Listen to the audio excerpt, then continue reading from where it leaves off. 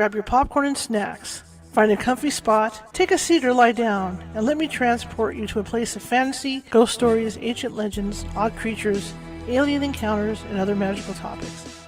You may even decide to join the conversation. From faraway lands to your own backyard, with a small dash of pixie dust. Turn out the lights and open your minds. The journey is about to begin. Hey guys, welcome. Welcome. Oh, let me get this set up here. There we go. I got my buttons pushed for once. Anyway, welcome to the show. We have got a fantastic show tonight. I've been doing research on these stones, and it is just wow.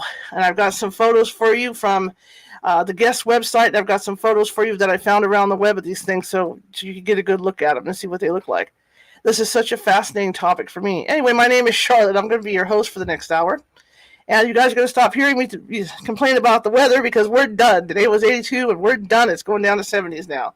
So I'm really happy about that. The other thing I'm unhappy about today is I have an old dog that's 17 years old, and sometimes she can't quite make it out to do her business.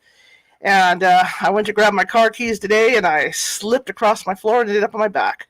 So I've got an ankle thing going on, and some swelling in my leg, and all that's going on right now. So otherwise, I'll live. But it's not any worse. Anything else has happened. But that's what happens. You have an old 17-year-old dog, and that's what you got to live with in your life. You know, it's just little things like that. Anyway, welcome to the show. Again, my name is Charlotte. I'm going to be your host for the next hour. And we got a good lineup tonight. I am the owner of the California Haunts Paranormal Investigation Team at www.californiahaunts.org. And you can also find us at the radio website at www.californiahauntsradio.com. And I'm really excited to bring Ben on. These stones are famous. They might be related to have alien stuff going on with them. And I'll let the Ben tell you about them. Okay, I'll let the Ben tell you about Ben. So let's get on with this and let's roll. Hello. Good day. How are you? Hello, can you hear me? Very well. Thank you for having us on. Yes, I'm excited to have you on.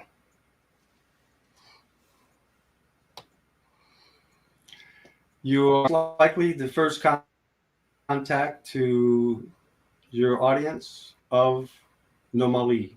They're extremely eclectic, esoteric, and unknown. Mm-hmm. So have you chosen the Nomoli, or have the Nomoli chosen you? I think it's chosen me. It found me. We'll have to see if we can do a healing before the end of the show on that ankle. Mm-hmm. Send some Nomoli healing power. Sure. We got some slow video today on your end. You mind going out and coming back in?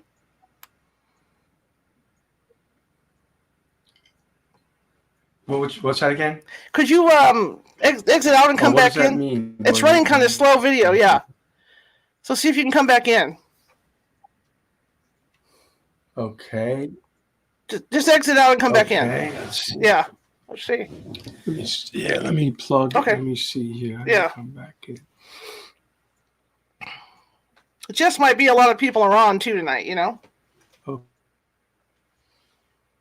Okay. He'll be back in. Hopefully we can get that rectified. It could be a lot of people are online too. Like I said, my let me go over here on the screen. My internet's not the best, so we'll see. Hopefully he can come back in. There we go. Here he is. He's almost there. Live radio, guys. Here we go. Let's get him in. I got you.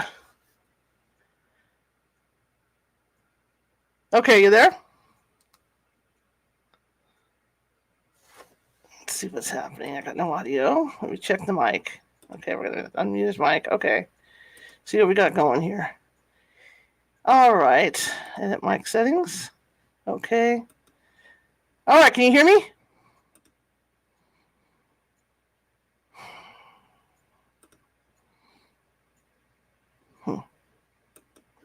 Okay. Yeah, I'm having trouble getting you up in here. All right, let's try it again. He's going to try it again. Lost him again.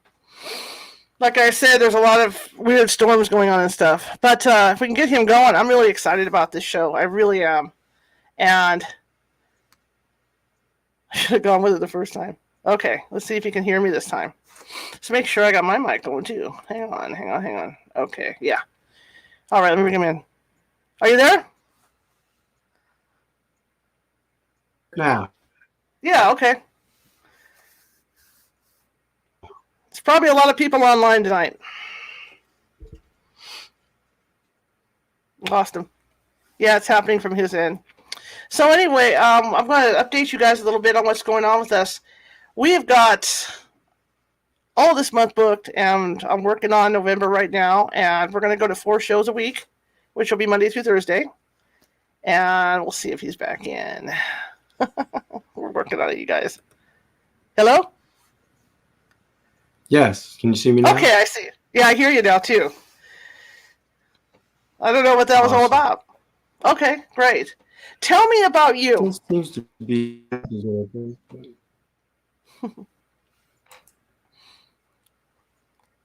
Tell me about you. Am I still there? All right, there we go. 62-year-old man here in Lancaster, Pennsylvania. Lancaster, as we say, and I've been in business all my life. Everything from concert promotions early in life to child character product development, or child character development, and real estate. Inevitably, I was redirected many years ago when I was falsely accused in the courts of divorce, and then began vindicating myself, and then helped others who have been falsely accused, fathers and mothers, and also in criminal cases. And under that moniker, I'm Daddy Justice. I'm an investigative reporter. I target judges, lawyers, and police primarily. And I have been very successful in impacting the system in regard to those areas. But I'm here tonight in relative to the Nomoli figurines. Right. And at this point in time, I'm the only person that I know of in the world who is promoting and helping to the Nomoli power to rise back up where it belongs, so it can bless more and more. How did you find these figurines? I was first introduced to them many years ago. Yeah, they're stone figurines. I was first introduced to them many years ago when there was an attempt to recruit me into the intelligence community for work in West Africa. And while I declined to get deeply involved, I did. Reached out to me, made the contact, was a diamond smuggler from West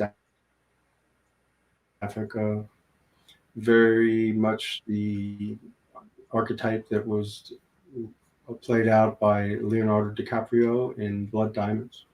He was also an intelligence operative, and he introduced me to the Nomoli decades ago when he was still on planet. And we were friends. He went in and out of the jungle by himself for decades in a place where very few went in and came out. Okay, interesting. The Nomoli, yes, they're stone figurines carved. They're found randomly in the ground. They range anywhere from a couple of inches to a couple of feet height, often out of soapstone, some out of granite. And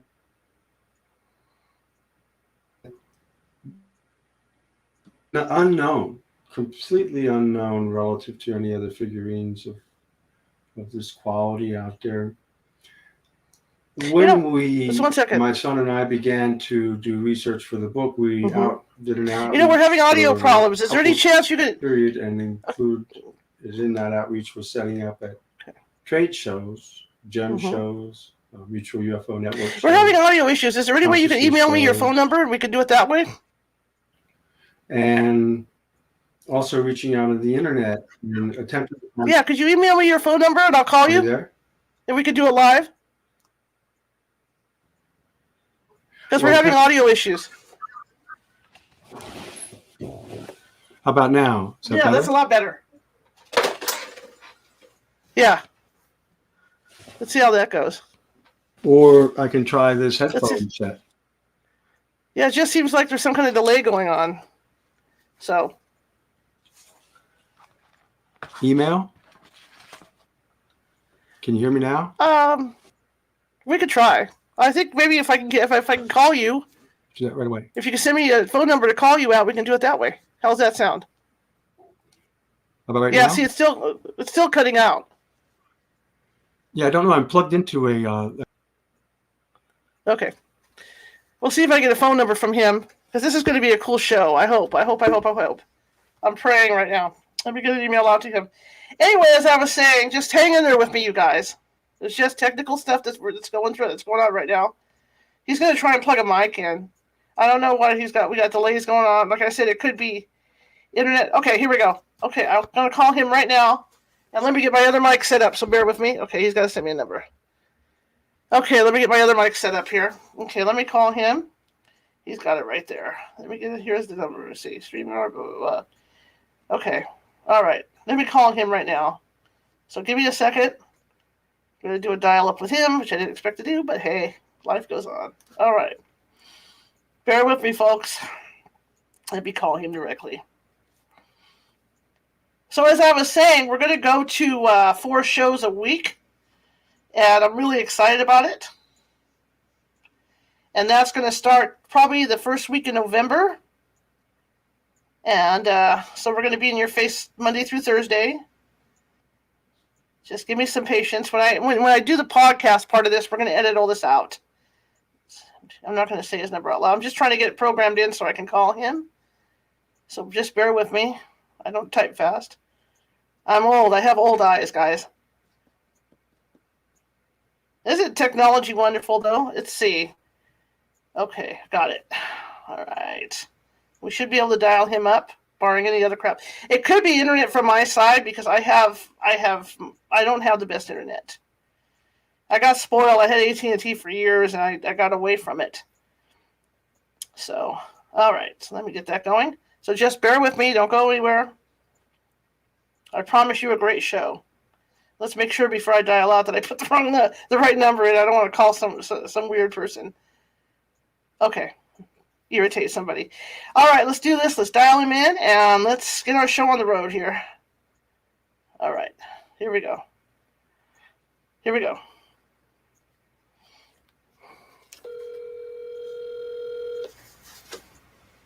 Okay. Hello, Charlotte. Yes, hi, Ben. How's that? That's perfect. Great. Yes, it seemed like you slowly.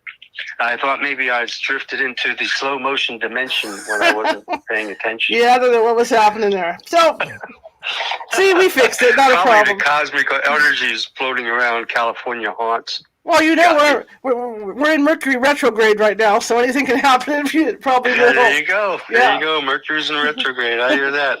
So tell me, let's start over again. Tell me about you. Yeah. Well, I'm a American businessman most of my life. Started when I was 17, 18, running my first company. I was in concert promotions. I've been in wholesale distribution of novelty items. So I was with the first guy to ever put balloons in a supermarket back in the 80s. And real estate, fixed up an old building and had built a pizza business and involved with licensed character development for children. So across the board then, about 19 plus years ago, 19 years and 7 months to be pretty close, my life was diverted when I was falsely accused in divorce courts. And then I went for 3 years or more initially, and then for many after that, but of me fighting and then being vindicated. And my accuser was the first woman to ever go to prison and be charged and convicted of perjury in a custody case. And then I began helping others, and mothers who lost their children, mostly to child services when they were falsely accused, and fathers who were falsely accused, and those accused of crimes. And what I do is I focus on the judges, the lawyers, and the police, and I investigate them and find out information on them in a covert way, and then produce short videos and put them on the internet, and have been very effective in helping justice in cases and knocking judges off the bench and police out of their position, and lawyers having set them back. And they're mostly helping children be able to keep their parents in their life when the government agencies and the other forces that are profiteering on these types of things are against them, and the chances are very poor. It's a David against Goliath in most, but not all cases. But in regards to tonight, Yes, let's talk about our stone. Your stone, our stones. yeah, your I'm stones. here tonight for the Nomoli Stones. As far as I know, I'm the only person out there on the forefront of helping the Nomoli rise. They are obscure, beyond obscure. They are esoteric and enigmatic. They have been suppressed for 100 years, as Professor Apoyanza would say, primarily by religious institutions. And I got involved or came into contact with them as a byproduct of many years ago. I was approached with an opportunity that attempted to recruit me into the intelligence community to work in West Africa. While I declined for personal reasons to get heavily involved, I did end up having a good friendship with the agent whom they sent, who real-to-life character of Leonardo DiCaprio from Blood Diamonds. He was a guy who went into the West African jungles, some of the most dangerous places in the world, on his own, and came out with diamonds and friends, and had been very powerful. I've been able to connect with very powerful people over decades over there. He introduced me to the Nomoli. I had them for years, and at one point in time, picked one up and used it in meditation, and began to. Then other friends and relatives used amazing powers of healing and other such things. And I anticipated that many people would have known about them. I had automatically just assumed that others would know about them, and they'd be very popular, especially in today's world where there is such an interest in everything from crystals to ancient figurines. And people are well aware. When we went to the New York Gem Show, people were familiar with the vibrational patterns of many different types of crystals, the healing potential of a variety of elements and uncountable different stones. But we found no one who had ever heard of Nomoli. My son spent a couple years trying to identify and find people in the United States who had familiarity and who had activated and used them. To my surprise, our surprise, we found no one. And so that is a double-edged sword, as you know, Charlotte. When you have something that no one knows about, it's really cool, but you also then kind of feel like you should get the word out. Sure. And so that's what I did. I began and then connected with Professor Apoyanza from Howard University. He had been there in the art department for 30 some odd years, and was a curator at the African Art Museum. And we connected with him and did an exhibit for a couple of years of the stones in the museum. I began to get into other areas and again, shows, etc. And inevitably was able to inspire the people out at the Ancient Aliens television show to include them in an episode. And that was the first time. You know, as I said, for a while, I started to wonder: are they real? Or are they? You know, how could nobody know about them? Maybe it's a fraud. But research shows that they were first identified in the 1400s by Portuguese sailors. First written about in Thompson in Africa in 1854. Written about again in 1906 and 1917 by Walter Edwin in his book. Thor Heyerdahl from the Kon-Tiki mentioned him in a book he did, connected him to Easter Island. And you forward to 1990 when Unsolved Mysteries did an episode on the Angelo Petoni stone that was found in West Africa. Thereafter, almost nothing. I mean, we can find no television exposure or awareness. And so, again, in the last couple of years, we've done podcasts, and as I've said, I'm confident that you are the first contact for most, if not everyone in your audience, to the Nomoli. They are so heavily suppressed and obscure.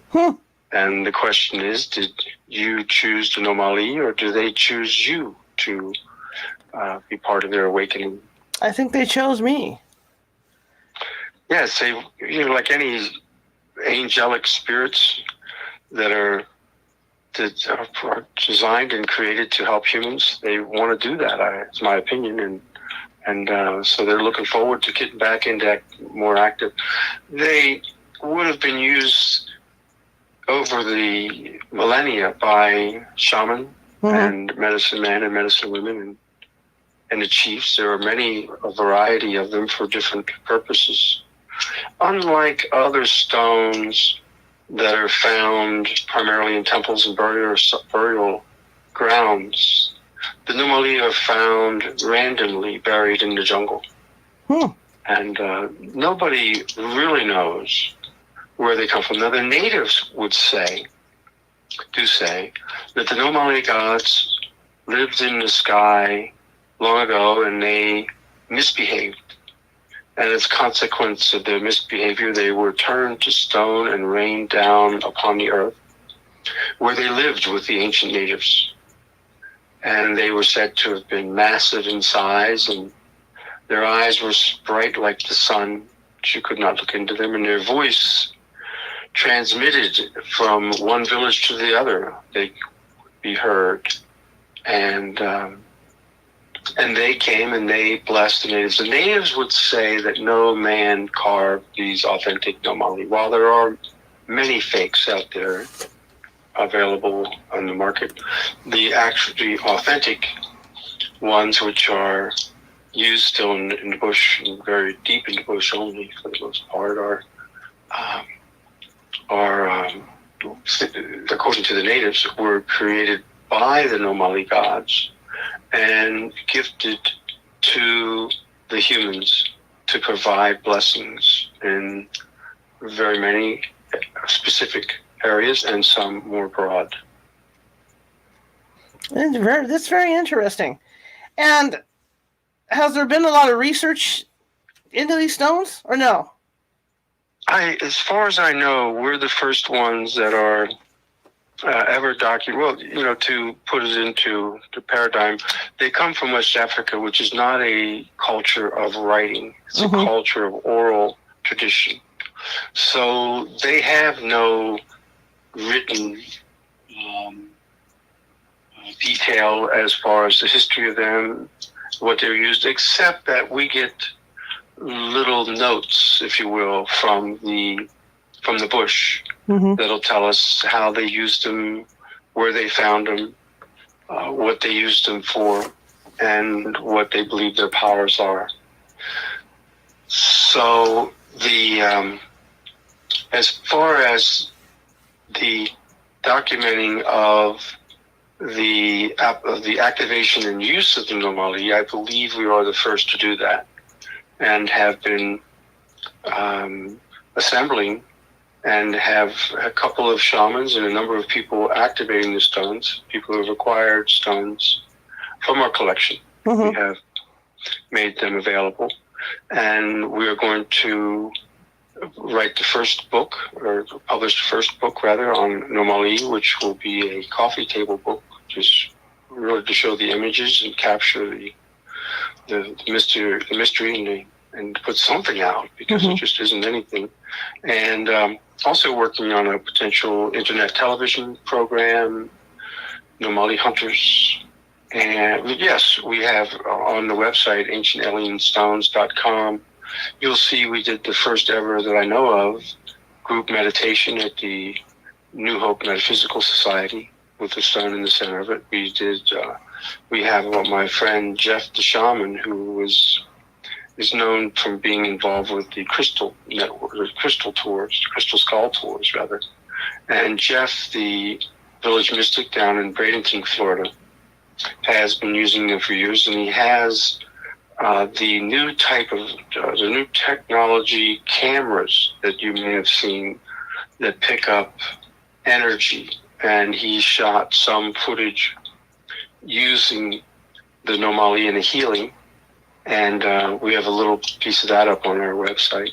So yeah, it's exciting because we are providing them to those who are actively involved in healing and psychic and paranormal activities, and some of that includes banishing of evil forces too, and then documenting the results for the first time in history that we know of. How can you tell the originals from the fakes? Well, that's a pretty good question. It's and certainly you could have one person have one opinion and another have another opinion. I would say the primary way you can determine them is when you activate them and see what impact they have on those who are using them. That's really where the rubber meets the road. But there are certainly some indications, some indicators, and some things which just stand out as more likely to be authentic. We did take our collection to Professor Kwakua Foyanza and had them authenticated. Mm-hmm. Because that's the way to do it. He was the only guy I knew of that quality, of the qualifications to give an absolute opinion. When you talk about activating them, how does that happen? Well, I don't know that I could say exactly how it happens. It happens differently with, I feel like I'm the steward, and my job is very simple, to pass them on to the individuals who are destined to own them. And when someone connects to a stone that they seem to be destined to own, there is an energy, they light up, so I guess that activates them right then when they get into the hands of the person who is destined to have them, of course, not own them, because they'll be here a lot longer than we will, but whoever's destined to use them at this time. And then, I would say, as an example, when we put them in the center of the group meditation at the Metaphysical Society, that certainly seemed to activate not only the stones, but the individuals. Jeff, the village mystic, when I first provided one to him, he put it on his altar with the crystal skulls, but he felt like it wanted to be used in the healing, so he brought it in to his healings and set it on the table and used it in the healing process.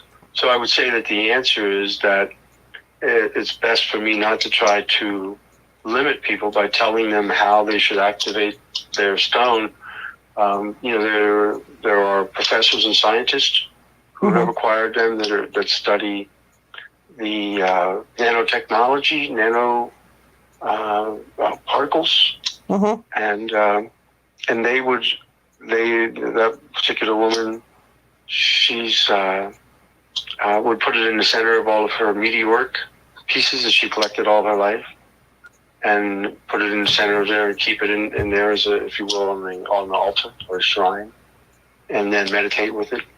They are hands-on in that it's been my experience that it's best, and this is why we're not as interested in seeing it stay in museums. We want to see them get out.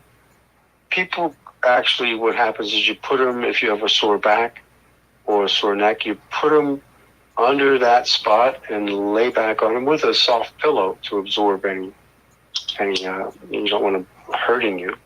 But over and over again, I've seen that work where they're just put on the spot where the problem is, and then during the process of a meditation, something happens, which I couldn't describe necessarily. That's absolutely fascinating. And how did you get these? Because are you a collector, or did you? Yeah, I would be considered a collector. Yes. Okay, so how did you find these, or who? I mean, who introduced you to this? Bill Diamonds was a diamond smuggler and Okay. the Oh, that's right. intelligence operative That's right. and he operated in Sierra Leone, Liberia, and Guinea. Those are the only 3 countries where Nomoli are found Wow. in the world. And when you go back to thinking about that they might have links to aliens, why do you guys think that?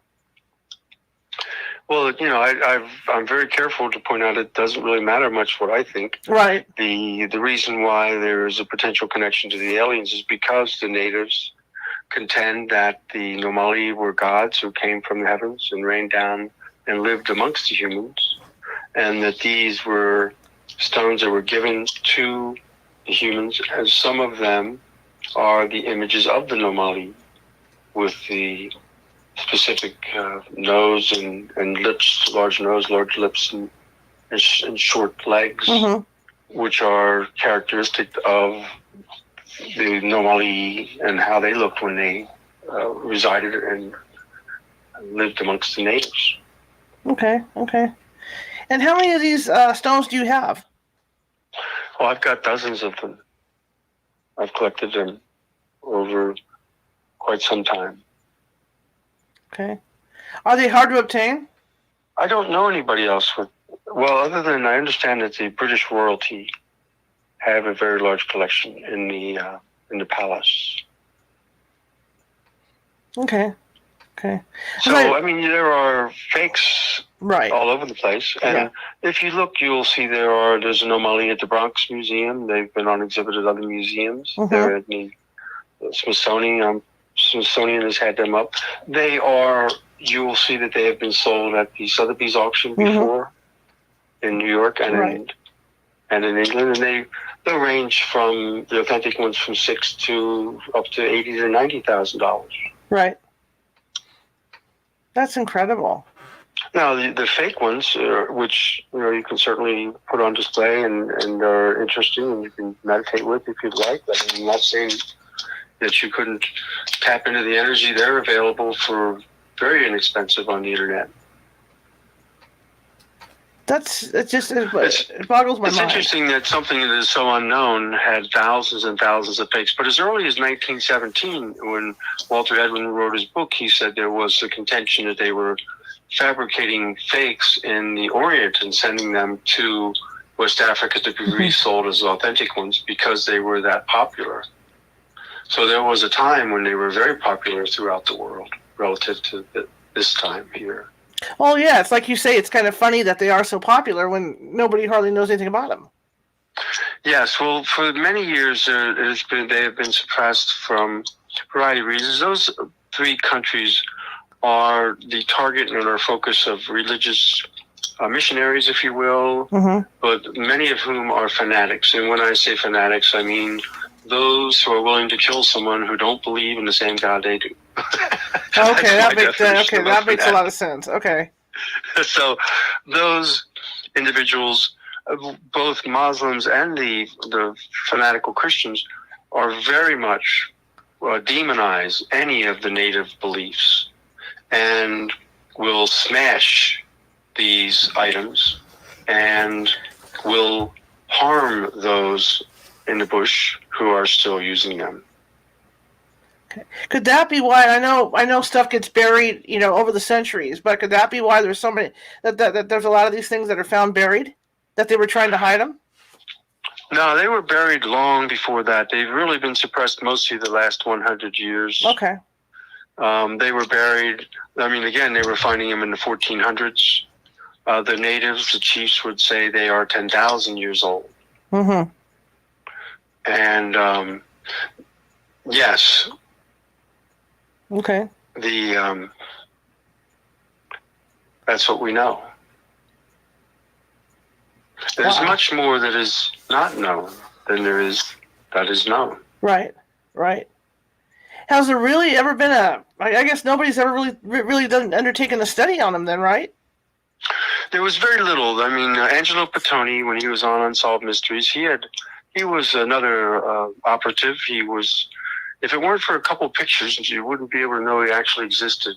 Right. There is some mention of him when he was in the Resistance in the Second World War, and worked with the British and United States forces.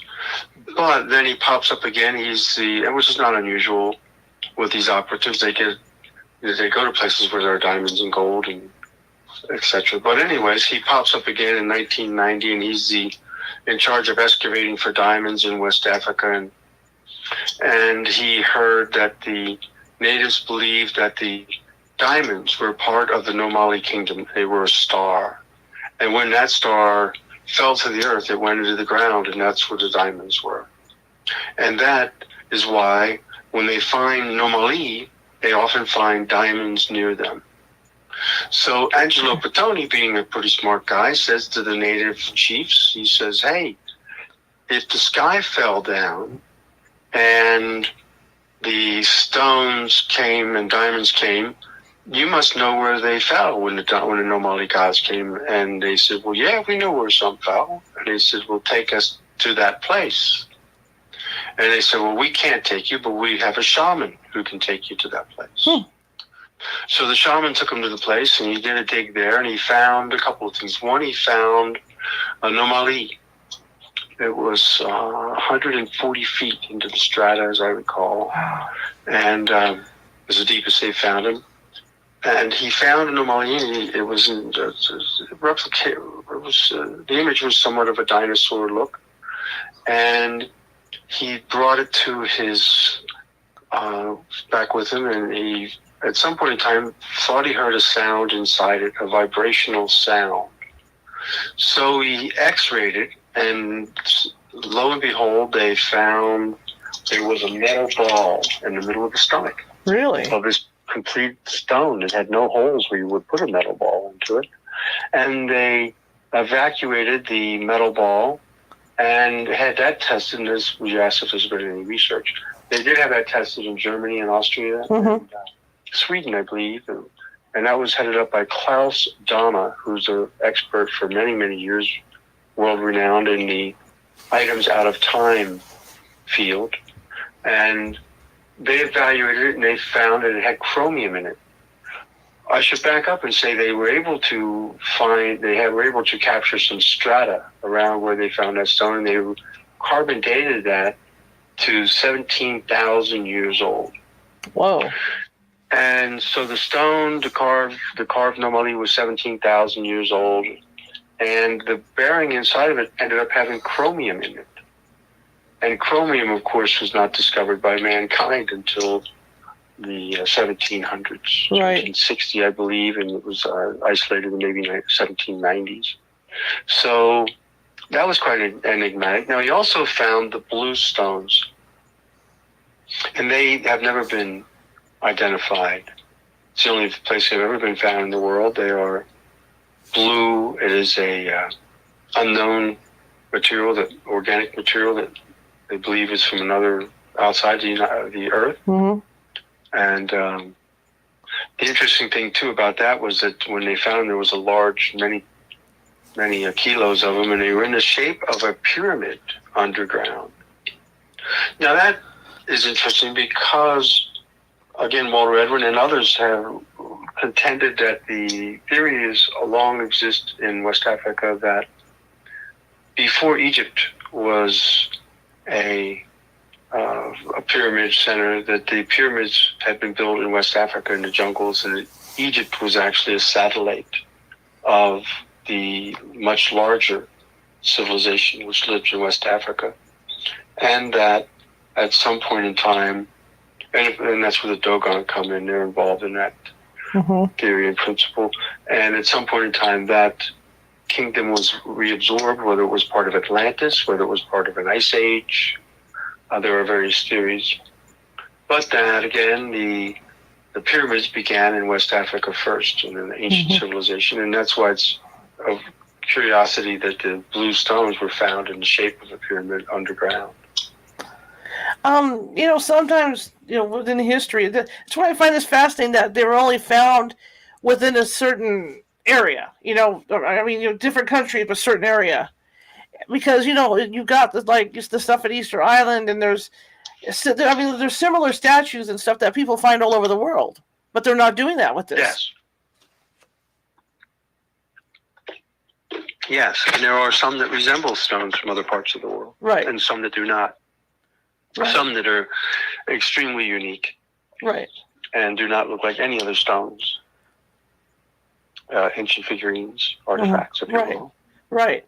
Because that's always been the theory that, like with the whole thing with the aliens visiting, because the ancient Egyptians have these beliefs going on, and then the Native Americans at some point, knew about the birth of Christ, so somehow the word was getting out for everything. Yes. This is all fascinating to me. Well, and of course, Thor Heyerdahl was a big part of that. His overall theory that he proved was that early man did not see the seas as a hurdle. They saw them as an opportunity.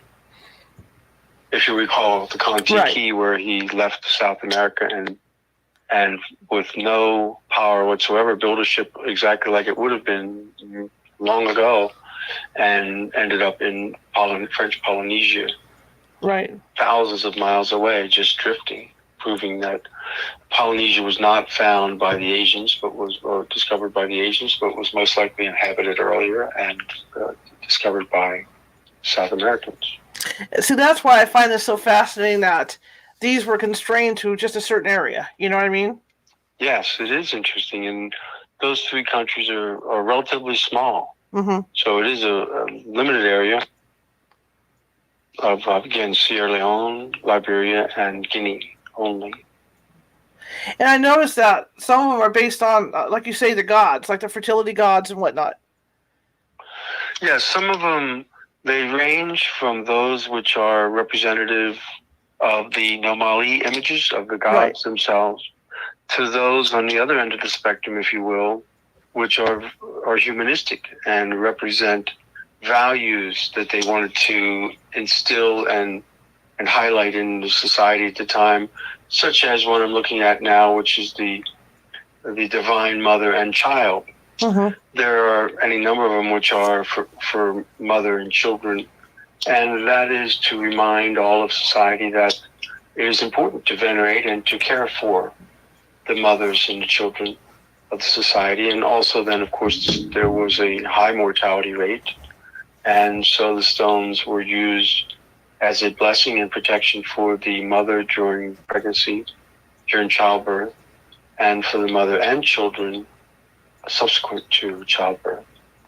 Right. And yes, there are male fertility ones. There are, and then there are some that are in the middle that have anomaly features, mm-hmm. but also humanistic features. And one of the examples of that would be what the category classification called the Mahanyare, which are chief stones. And so these would be stones that would have been handed down from chieftain to chieftain, and would have been a primary part of the celebration of the enskinment of a new chief, or the installment of a new chief. And so, as with many cultures throughout the history of mankind, the leaders, the emperors, the kings are considered to be of somewhat of a godly lineage, mm-hmm. and to be connected to the gods. And if they're not, then you don't want them as your leader. You vote them out, or however you get rid of them. You don't want them if they're not connected to the gods, because your society will suffer. And if they are connected to the gods and blessed, then your society benefits. Thus, those particular stones represent the fact that the chief would be instilled with the qualities that an anomaly would have, the gods, and the ones you would want a chief to have: the bravery, the honesty, the caring heart, mm-hmm. the ability to lead. All those things would be what's represented when it is a humanistic form combined with anomaly.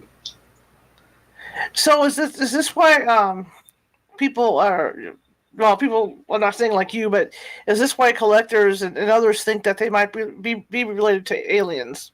Because, like you say, it's a combination of a human form and something else.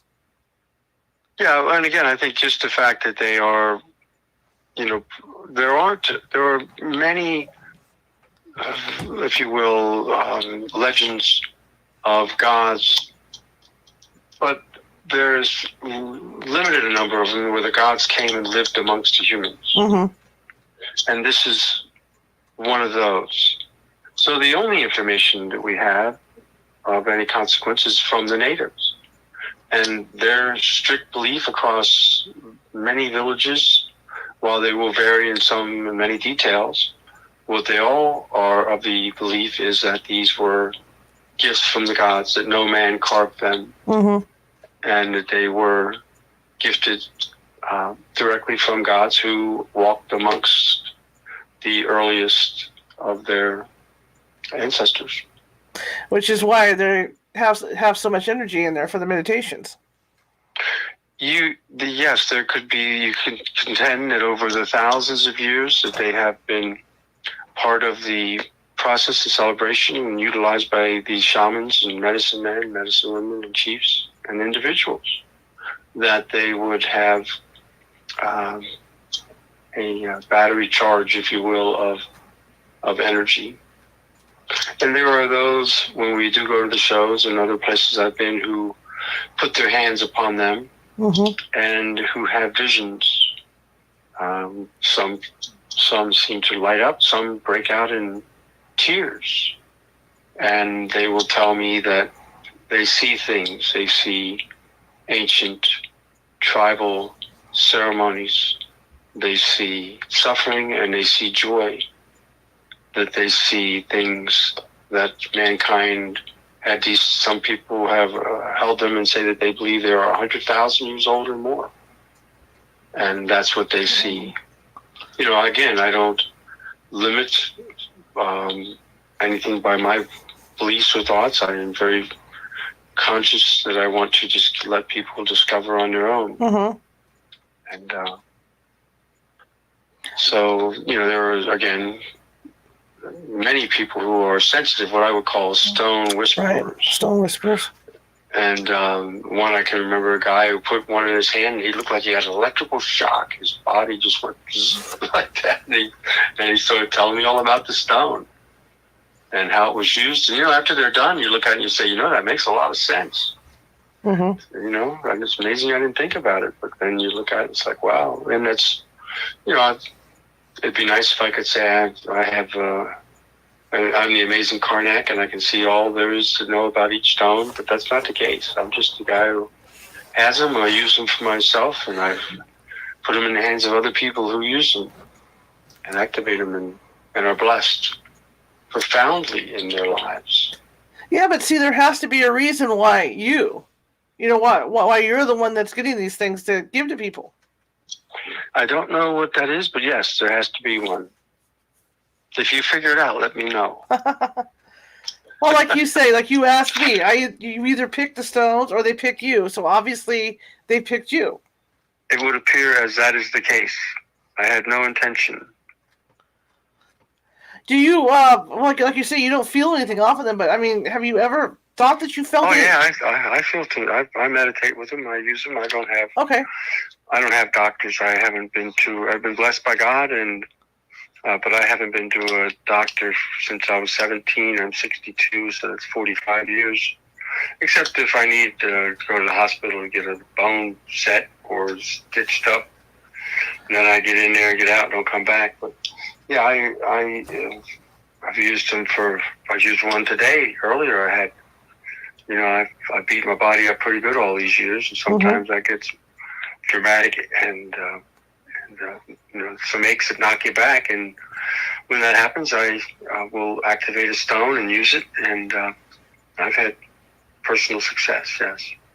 When you have a lot of these, and I know, like, how people collect things, and people have said when they collect things, they can feel stuff off of them when they're, when they're in the same room with them.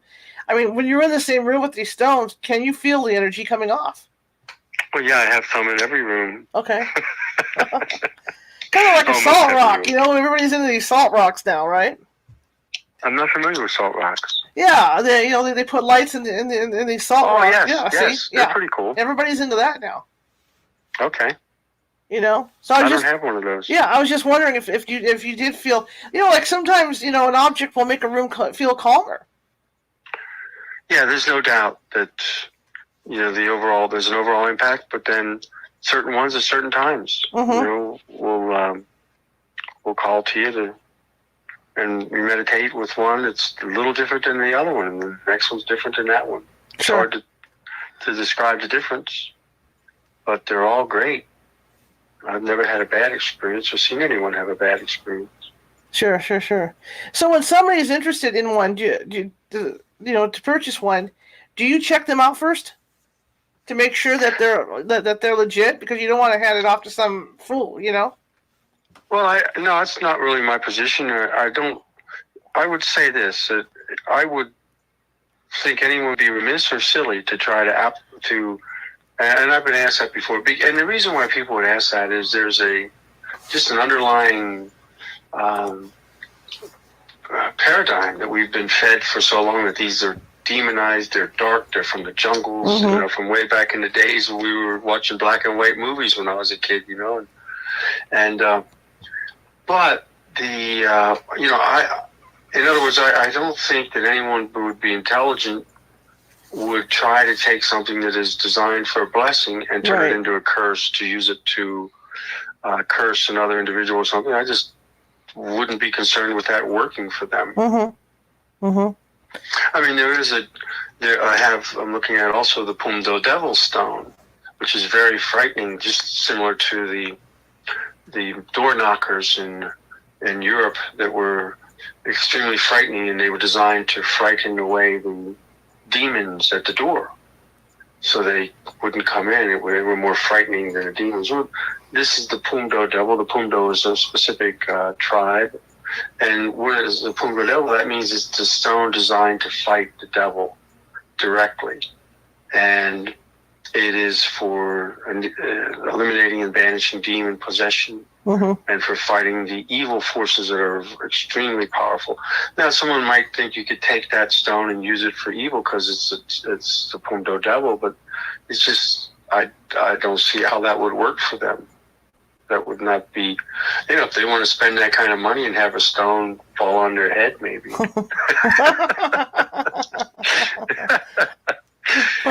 I'm not concerned. The stones seem to find who they belong with, and the people who connect with them are enhanced. It activates the person and the stone. They get the best out of both. In my opinion, the stones do have energy, but like many things, in my opinion, again, it's only there when it's activated. It's like, you have to be open to the angels and spirits of light and love. If you're not open to them, then, they just hang around and wait for you to call on them. We live in a free will zone. We can choose evil if we want. That's our choice. So, but, the angels of all forms, the legions of angels, the uncountable hundreds of thousands of them are waiting at the beck and call, and our ancestors and the powers of love, light, and forgiveness, and the Lord are all waiting at any given moment to be called in, to activate, to heal, to bring calm and blessings and peace. When you first got the first couple stones, did you think that it was going to lead you in the direction that it has?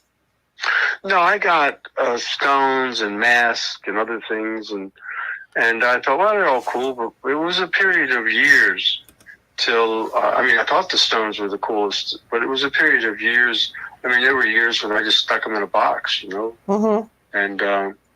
so it was over a period of time that they seemed to, be more and more interested. And I was in a crisis at one point in time. I faced in my daddy justice work. I've been charged with more crimes than anyone you will ever know who's not in jail, and I've been able to beat them, almost all representing myself pro se, and often with video footage that I come out with in a Perry Mason moment, if you will. And one of those crises is when I first picked up the twin stone and meditated with it. I don't even know what made me think to pick it up. It was on my dresser, and I picked it up, and I said, oh, and it was so powerful that I continued to do that. And I thought, well, I'll try another one. And I tried another one. It was powerful, a little different way. So then you know how it is. You got friends and relatives who are struggling, and those who you know would be open. You say, hey, check this out. And oftentimes when people are in pain, they're more open than when they're not. Right. Right. So you say that, I'm going to go back on that a little bit. You say that the different stones do different things. So how do you figure out? How do you figure out what stone does what? Well, some are going to be pretty or somewhat obvious. A divine mother with child is pretty obvious. It's a mother with a child nurturing the child. A male fertility figurine, there aren't a lot of them, but the ones that there are will have a larger penis than ones that are not for male fertility. So that's kind of pretty obvious there. The chief stones will, again, be the configuration of both humans sometimes and Nomoli, and a chief or someone very important will be on what will be a throne. And now it may not look like a throne, it may just look like a stool or even just a very small stool, but they'll be sitting on something of reverence. They will also perchance have a very just discernible but not extravagant indicators that they have bracelets on their wrist and on their arms. They will have a staff. If they have a staff, that's like now the heart stone is, it wasn't really clear to me until I handed that to a stone whisperer, but then after he explained it to me and I looked at it, then you can tell by the design. When you actually when you actually discern why and dissect the design, it's obvious why that is the heart stone and the stone of the chief of love, as we would call it. The lion stone, there's only one lion stone. It's a large round stone. Very powerful. You look at that. Obviously, the lion is for victory in battle, in war, and strength, and courage. And yes. The crocodiles are prevalent, and that is because the natives believe that they venerate the crocodile, can hunt and live on land and in the earth. And the Nomoli were said to be connected to the crocodiles. They were potentially aquatic, like the Nomos from the Dogon. And so, if you see a crocodile going up to the back or infused into the front, again, that's an indicator that it's a Nomoli god with the power of the crocodile, or its chief who is being infused with the power of the crocodile. And then finally, again, it's back to the person who acquires the stone. And what was it? It was nanoparticles. The name of the specific nanoparticles. But that professor, I'm sure I could think about it. But anyway, that professor,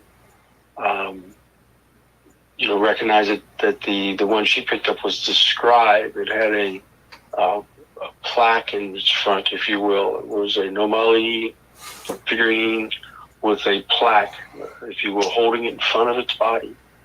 And her indication was that was the messenger, and that these nanoparticles were bringing a message from the universe, and that this stone helped her to receive that message and focus it to her. Fascinating. No, I would have never thought that, obviously, because I don't know anything about nanoparticles. Right. It's incredibly fascinating. Have you ever wanted to go out on a dig to find these things? Well, I never really wanted to go out there for the most part. I didn't think it was a a place I wanted to be Mm-hmm. as far as involved with the um, uh, intelligence operations. Right. Okay. We did fund the first ever about 2 years ago expedition where we sent our operatives in to get, again, the first ever footage of Nomoli being used in the bush. Very phenomenal. I mean, the one piece of footage my son has up, my son Quinn, Q-Man, works with me on this. He has it up online, is of the natives. And there's a 2 points where one you see the orbs come out of the woman, and the other where there's these, I don't even know what to call them, just, ghost particles flying all around when they're used, when the shaman is activating the stone in the cave over there. So that's the first ever. But, to do these, it's very dangerous. For one thing, we had to arrange for the camera to be allowed to come in to those parts of the country because cameras in government are not appreciated. They generally means enemy. And they also are subject to being persecuted for using the traditional arts. And again, it's not politically correct. It's not medically or scientifically or religiously supported. All those are forces which would quell any of this. So we asked at first, and they wanted the first expedition to come in with no cameras. But we were able to negotiate where we sent in one cell phone camera, and that's the footage we got out. And that started when Ancient Aliens television show asked me if there was any footage or any pictures of Nomoli in the bush, and I said, as far as I know, there are not. They have quite a research team out there, of course, and they did their research and got back and said, hey, we can't find any. And so that's what inspired me and my friend Mark to fund and to coordinate and organize the expedition in to capture that footage. I saw that footage. That's incredible. To see to see that stuff shooting around like that. Amazing, isn't it? Yes. If you guys haven't seen it, you got to go to Ben's website and check it out. That would happen. What's that? If people haven't seen it, they need to go to your website and see it because it's pretty cool. Yeah, and it's quite interesting. It's the first time you point a camera at a Nomoli in the bush and somebody uses it, that's what you get. I mean, that's pretty amazing. That was absolutely incredible. So how did you feel about going on TV, on a TV show to do this stuff? Did they pretty well stick to what you wanted to stick to? Because you know how some of these TV shows want to stretch stuff to make it more interesting. Well, how do I want to answer that? I was disappointed in their lack of actual interest from the stars of the show, whom I'd contacted and attempted to contact for years. It took 3.5 years of contacting them, and it was the connection to Dogon that had them go on. I will say this, the team is really just great people. It was a lot of fun. They flew me out to Los Angeles and did the footage. But as they do, they ask the questions and then they feed the answers to their stars to answer, which was okay, except I happen to know that none of those guys, in fact, Bill Burns, who started the show Alien Hunters, was on it, and he's a nice guy. In fact, we drove him home from the MUFON Connection, where he was the keynote speaker at the end of the conference. But I had him come over to the booth, and I showed him the Nomoli Stones, and he had never seen or heard of them before. So we knew that they didn't really know anything about them, so it was interesting to watch him comment on them, but I was just more disappointed that they didn't take a serious interest other than the production of the TV show and an interest to find out more about them, because I think they're very enigmatic and intriguing. And in my, I'm sure I'm biased, but in my opinion, it would be much more interesting to do something on an unknown Right. than it is to continue to repeat other matters. But I understand it. They also don't want to go into the West African jungle. None of those guys are going to go in there. Mm-hmm. There's no hotel. There's no cabbies, and and I understand that. They get taken care of when they go to Egypt. They got a handler who comes and gets them, and they're not in any danger of getting shot. Mm-hmm. So, I mean, I don't blame them. I wouldn't go to West Africa if I were them either. I mean, I could go someday, I might, but I wouldn't go. I'd have to make sure I wasn't involved in any politics or. I just wouldn't want to get involved and drawn into any of those things. Absolutely. Someone in the chat room wants to know if you ever do healings with your stones yourself. Yes.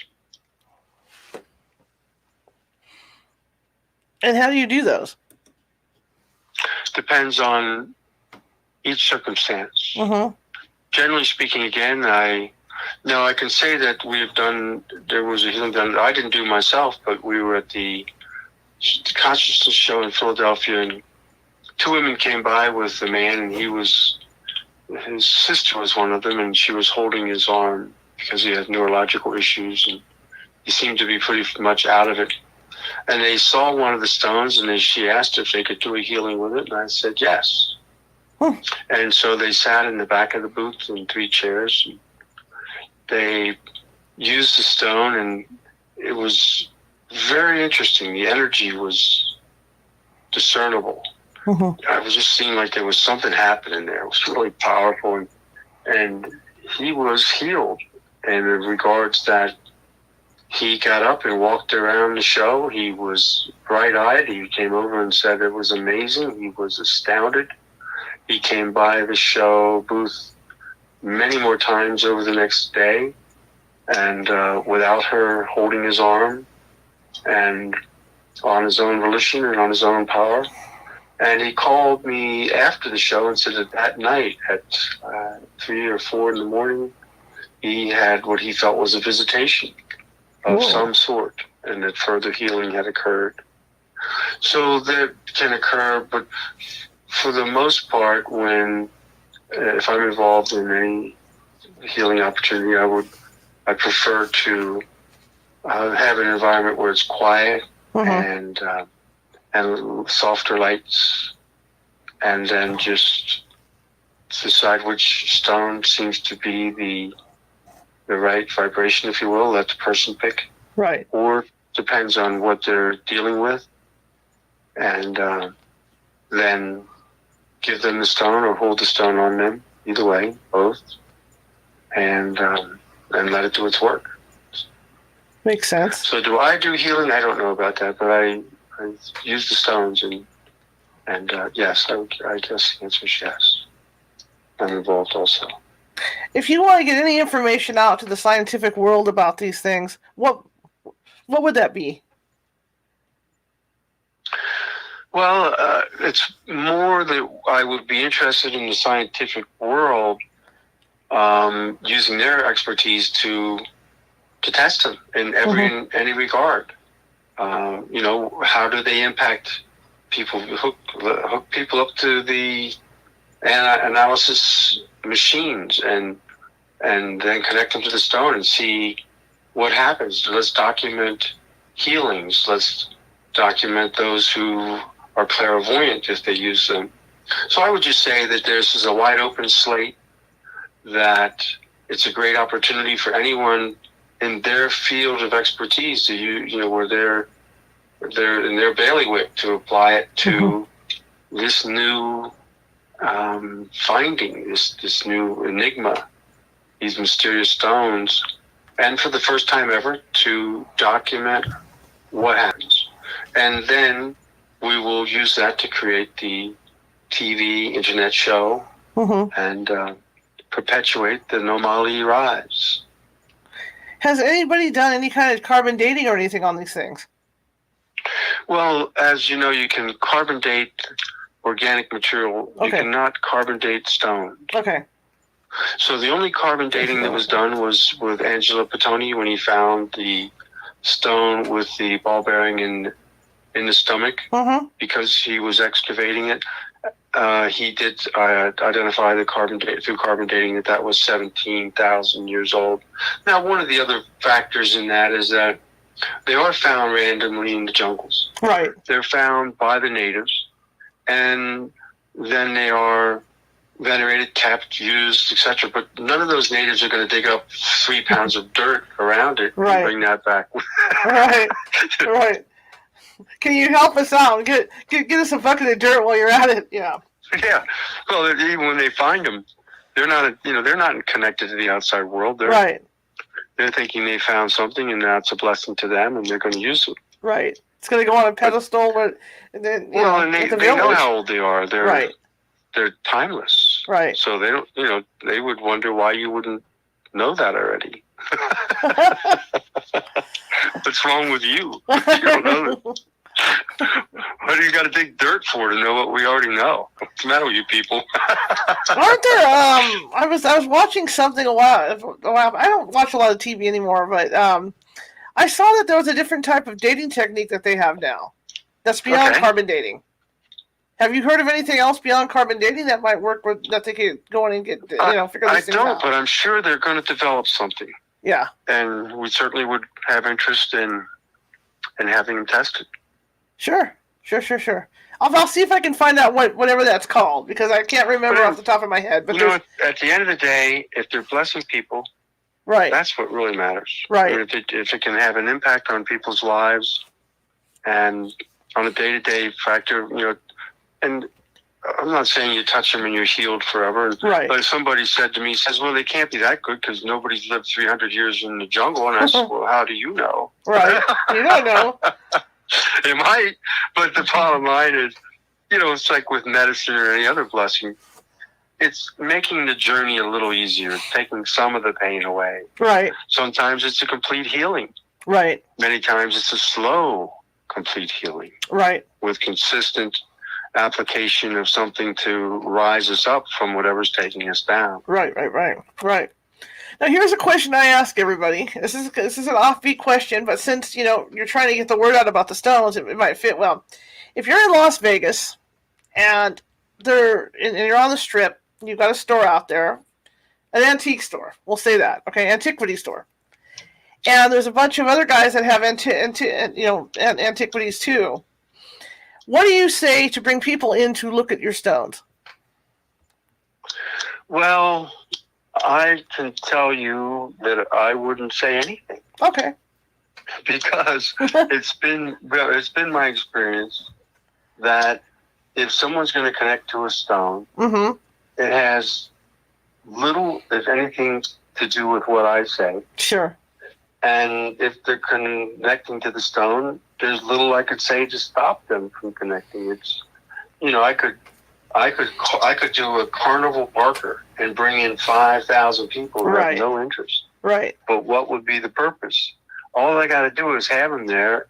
And for instance, the professor, Rebecca, who acquired the stone, I had them on exhibit for a weekend in New Hope, Pennsylvania at an African art store. And she wandered in. It was her birthday. And she saw the stone. She picked up another one first and set that down, and then picked this one, the one she ended up with. And as soon as she picked it up, she knew that she was supposed to buy it. Nice. And own it. Well, that's how it is. There's nothing I could have said that would have made any difference in that regard. I didn't say anything. Right. Well, I have enjoyed talking to you about this. This is a fascinating subject for me.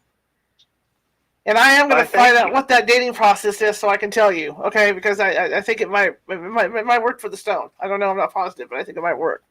That'd be awesome. Yeah.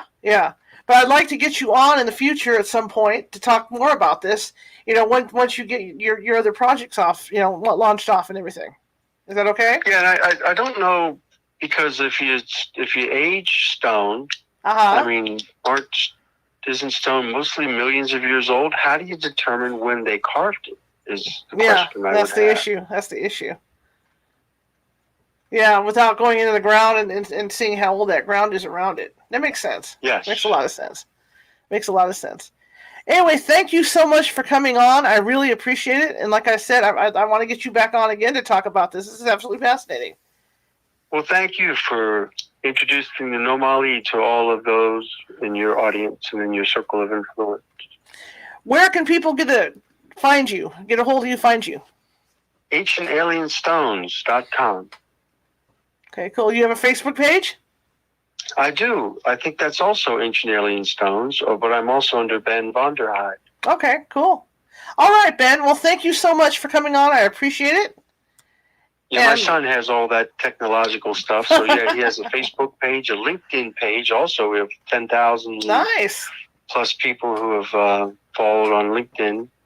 And so those are the places. And there are, again, there's the Ancient Aliens episode was right. Season 14, episode 4. It was one of the highest rated episodes.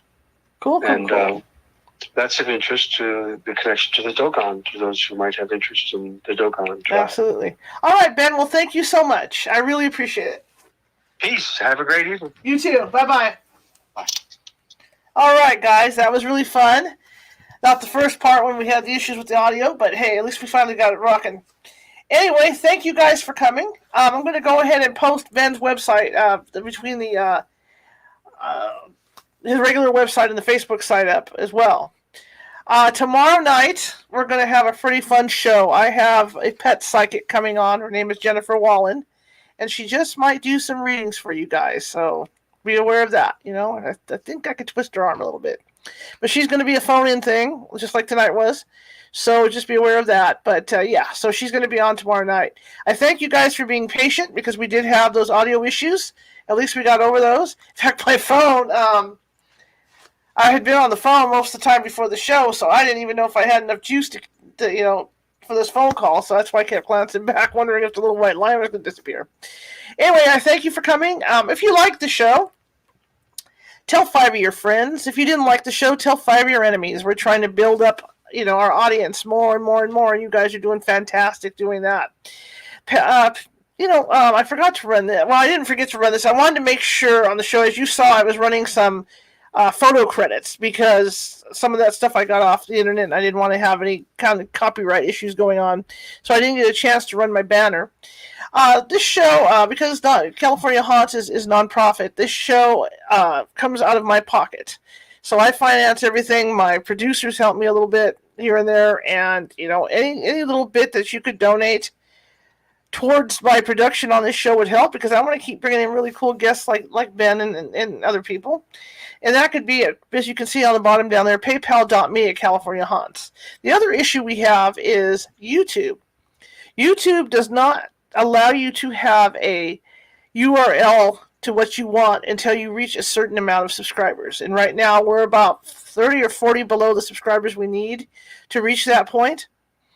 If you tried to Google us to see our videos and hear the stuff, you wouldn't find us. Now, I've done it myself. I am a internet fiend, so I've been Googling away and I can't even find myself on the stupid thing. So what you have to do is you have to go in through our website at www.californiahauntsradio.com and click on the video that's on the front page. That will take you to our YouTube page, and from there you'll be able to subscribe because, like I said, if we get enough subscribers, we'll be able to have a dedicated URL that will take you directly to our page. So I'd really appreciate if you guys would do that. But anyway, I want to thank you all, and I'm going to go ahead and bring up his information real quick. Sorry, I winced there. I got to ice my foot. I got swelling on my leg. So here's his websites to get a hold of him, and that's www.ancientalienstones.com. And then his Facebook is www.facebook.com. Whoa, that went fast. Sorry about that. Nomoli Hunters. So there you go. www.facebook.com, Nomoli Hunters. So again, thank you guys for coming. I will see you tomorrow at 6:30 p.m. Pacific. And thank you. Thank you.